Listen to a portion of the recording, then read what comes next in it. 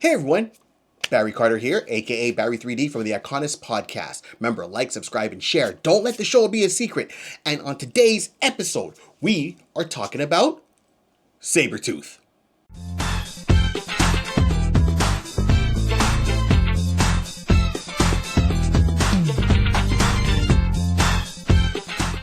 Today, I was just inspired to talk about Sabretooth. Now, I've talked about Wolverine before, and I said, okay, things that make me laugh about Wolverine, and I mean that in a good way. So we are going to talk about Sabretooth because I was been reading and watching a lot of stuff and been inspired.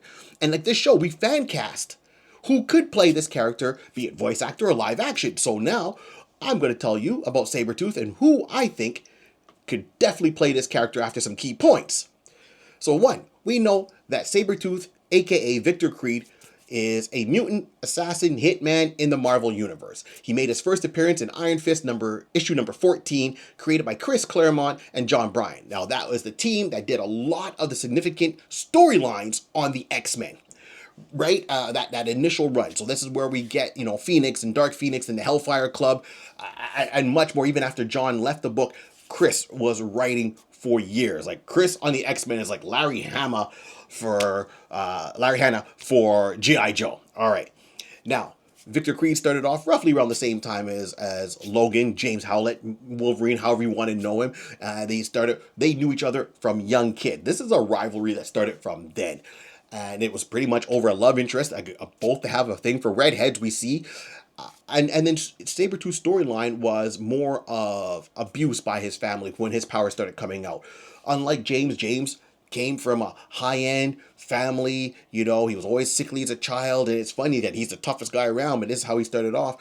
Where Sabretooth pretty much started as a bully. He was always bigger, and then when his powers kicked in, his fangs came in, his claws came from his fingertips, and so forth. And then this starts a whole cascade of stories. And, he starts off in Canada and he goes up to the Northwest Territories and he's all over the world and doing things. And he realizes that, hey, I'm stronger, I'm faster, I have my sense. So he's on par with Wolverine skill-wise, just maybe not so refined. And as the years go, he's gone through being a bully. He's gone through being a hitman. He was recruited by the CIA, Department H, to be part of Team X. And prior to that, he had his memory wiped. So he doesn't remember his past. But it's funny that he still remembers Wolverine's birthday. Or I guess what he thinks is Wolverine's birthday. And he's marked that in his mental calendar to say, every year, Runt, because that's what he calls Wolverine. Every year, Runt, I'm showing up on your birthday just as a friendly reminder of who I am. Let's just say that Fiddy could take a page from, Sabretooth's playbook. They're long-lived, Wolverine and Sabretooth, because their healing factor slows down their aging.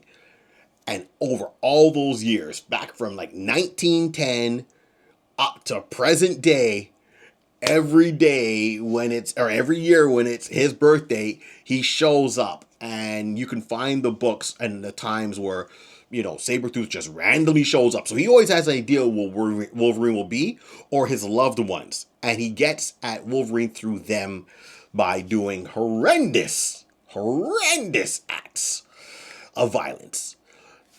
Hey, as Wolverine said, time to go to Claw City. So, here's what I would love to see. I would love to see Sabretooth portrayed in the MCU. I would love to see Sabretooth not get his own movie, because I think getting his own movie would take away from some of the richness of the character. Now, like DC has gone successfully and they've done Penguin, which was, multi-episodes on this character in that universe with, Robert Pattinson playing Batman. I think if you really want to build up the excitement for the X-Men, you got to bring in characters and give them more of a backstory, so when they do make the appearance on the big screen with the main characters, you're going to be like, I get his motivation, I can connect with them, I sympathize with them. You don't have to agree with them, but you understand where they're coming from up here in their mind. Now, keep in mind that Sabretooth was part of Team X, so he got captured. They tested him, mind wiped him, along with James Howlett, goes by Logan, mind wiped him, and then put him together with Maverick. And that was Team X. And they went on many missions. And one of the missions in Berlin is where he met a shape changed Mystique in one of her disguises. They had a couple of nights of fun. Let's just put it that way. And there was a romantic thing there. Now keep in mind who Mystique is. Mystique, biological mother, however you want to look at it, of Nightcrawler before certain retcons. I'm old school that way, so I'm going with she was the mother of Nightcrawler, the foster mother of Rogue, which means, of course, Rogue getting with Gambit. She's part of that, right? And of course, the biological mother of Graydon Creed. So Graydon Creed is the son of her and Victor, Sabretooth. The thing is, out of that whole family tree, he's the one born with no powers. None. But has his dad's temperament. Very feral, vicious, aggressive attitude. But he doesn't like his father, clearly. But then again, Graydon, is a racist towards mutants. Period. Right? Friends of Humanity. That's the group he forms to bring down the mutants. So let's go back a couple of steps. We have the Team X. Now, Team X, and this is why I say maybe 4 episodes. They should do like a 4-episode or 2-episode spotlight on some of these characters before bringing them to the big screen to really amp things up for the X-Men outside of the cartoon. And it would be nice to see a storyline partly with him and Team X, like how he gets to Team X, part of Team X, the mission, how he meets Mystique in her disguise. I think this can roll into something, so we'll get like a little bit of spy stuff going on, and then you see that mission where things go wrong. You don't have to show the whole mission. You just got to get to the main parts where things go wrong, and of course this brings in the decision Wolverine made to take the carbon. The device that was supposed to help Omega Red. You're bringing Omega Red, so you got the Russian super soldiers. And this goes back to super soldiers loosely tied to Captain America. Each state is trying to our country trying to make their own super soldiers. So, you get that going on, right? Don't like Wolverine Origins where like brothers and hey, man, I'm taking care of you. No, like show that rivalry from the get-go. Show the hardships that Sabretooth had with his own parents where they thought he was like a demon or there's something wrong with him. They locked him in the basement. Now, there's a lot of stories where, for example, Victor said he got rid of his pediatrician at the age of 9. Now, how he lashed out at his parents, and because of him, they're no longer here. Well, here's my thing. Did he really do that?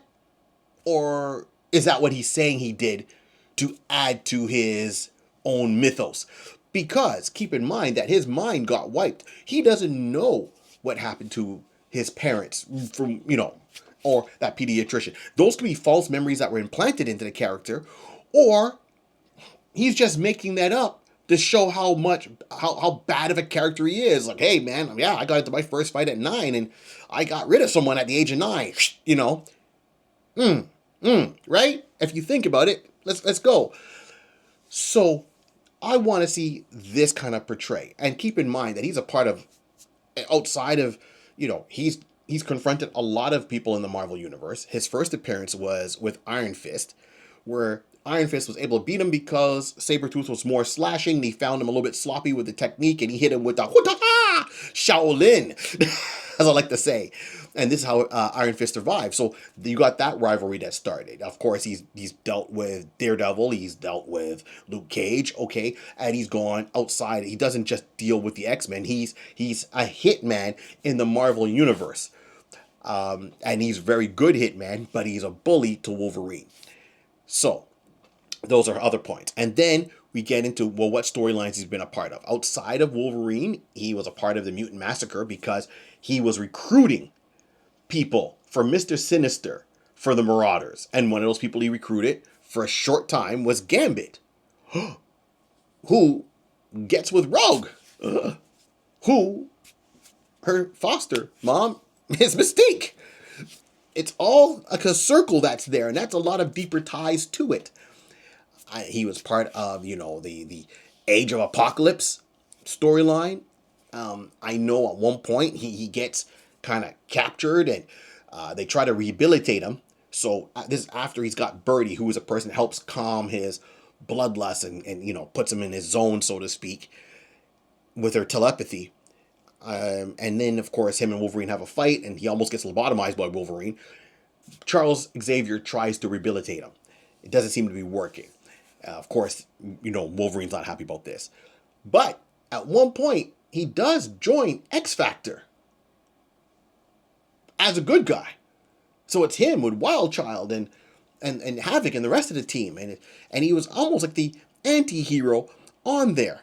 He's helped out the X-Men. Of course, he's had big, fights along. A long ongoing a nemesis for him is Psylocke from the X-Men, where before, when she was Betsy Braddock and with the purple hair, he fought her at the X-Mansion. And then later on, when she had her mind kind of spliced, she comes back with the Asian body with Psylocke, as most people know her now, with a tight black outfit. She's like part ninja assassin herself, and that's a whole different storyline. They clash again. So what I need from Marvel, and this is me talking, and I think the fans might agree, you guys might agree, is someone that can portray the viciousness, the dark humor, and the physicality of Sabretooth.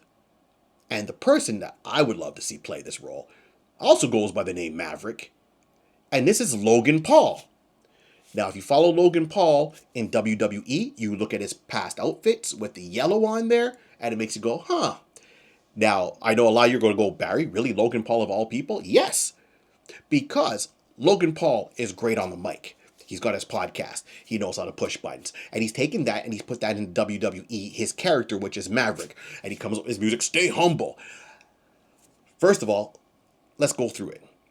Sabretooth is 6'6", 275 pounds, according to the Marvel Universe sourcebook. Okay? Logan Paul is 6'2" and 220 pounds. I'm okay with this. Now, Logan Paul also has that face, that smile, that sneer, that almost is very similar to me as Sabretooth, how they portray him on paper. And then if you see what he does in the ring, physicality-wise, he's got it. He's got it. If you're a WWE fan, a wrestling fan, and you watch some of his past matches, you're like, okay, I get it. He gets it. And he knows how to play the villain, and he enjoys it well on camera. I think he could portray that very easily in the MCU and give me a height accurate Wolverine for him to play off of. So, a couple of inches difference between the character on paper and the actor live. But this is who I'm going for on this. This whole show is about fan casting, and my fan cast for Sabretooth would be Logan Paul.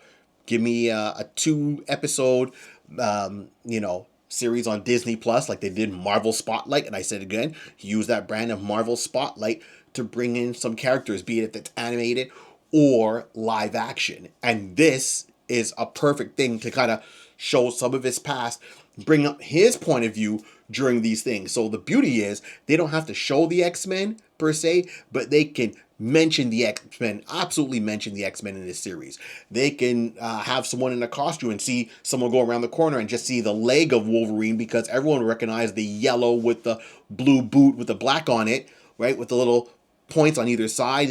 So you'd be like, okay, this is a good play on how they can do that without them officially casting actors to play those roles for the big screen, because we know that's where they're saving them for. And then, of course, you got to incorporate him into a Wolverine movie or an X-Men movie.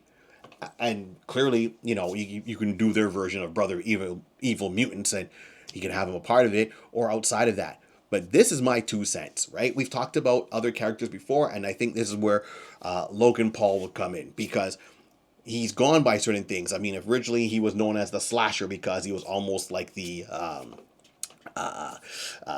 Jack the Ripper in New York when he first made his appearance, and his fighting technique and so forth. Then he refined that over the years. And I would love to see, the whole storyline that they've done in one of the Wolverine comics, where they bring them all back to Department H, and they have to kind of work together to survive because there's a machine that's supposed to be a robot that's supposed to be out there to take them all out. So that's my 2 cents there. There's a lot of stories with Sabretooth. You know, as I said, you got the TMX, you got the slasher persona, you know, his fights with the X-Men and all those ones as a group or solo. Of course, Wolverine and Happy Birthday. That could be a whole thing there and explaining that with some things in flashback. So that's my 2 cents. This is Barry 3D from the Iconis podcast. Thank you everyone for tuning in. Remember, this whole show was created by a pencil, a piece of paper, and lots of imagination. Keep on dreaming. We're out.